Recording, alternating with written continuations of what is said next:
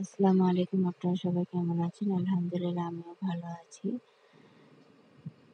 আজকে রান্না করব নবাবী সেমাই। কিভাবে রান্না করি চলেন চলে যাই দেখে আসি। এখানে আমি 1 কেজি গরুর দুধ নিয়েছি, জাল করে 50% শুকিয়ে নিয়েছি।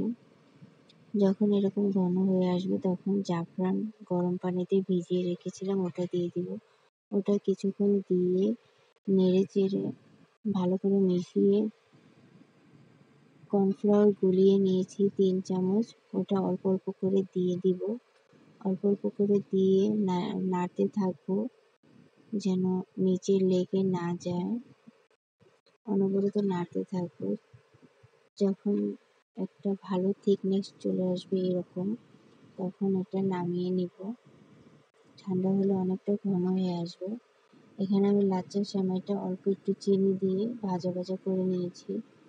এখন একটা বাটিতে প্রথমে সেমাইয়ের লেয়ারটা দিয়ে তার উপরে দিয়ে দিব দুধের লেয়ারটা। এরকম হালকা গরম থাকা অবস্থায় দিতে হবে। দুধটা দেওয়া হয়ে গেলে তার উপরে দিয়ে আবার সেমাই বিছিয়ে দিব। বিছিয়ে দিয়ে হালকা চেপে দিব। হালকা চেপে দেওয়ার পর আবার তার উপরে দুধের লেয়ারটা দিয়ে দিব। লেয়ারটা দিয়ে আবার কিছুটা সেমাই দিয়ে দিব উপর দিয়ে। এভাবে যে যত খুশি ততটাই লেয়ার দিতে পারবে। আমি এখানে 3টা লেয়ার দিয়েছি। দেখুন বন্ধুরা, দেখতে কতটা সুন্দর হয়েছে। উপর থেকে ভালো করে চেপে চেপে দিব যেন সুন্দর করে বসে যায়। আমার কিছুটা দুধের ক্রিমটা বাকি ছিল, তাই আমি এভাবে ডিজাইন করে নিয়েছি। যে যেরকম খুশি ওভাবে ডিজাইন করতে পারেন। আমি এখানে কিছুটা বাদাম কিশমিশ কুচি করে দিয়েছি।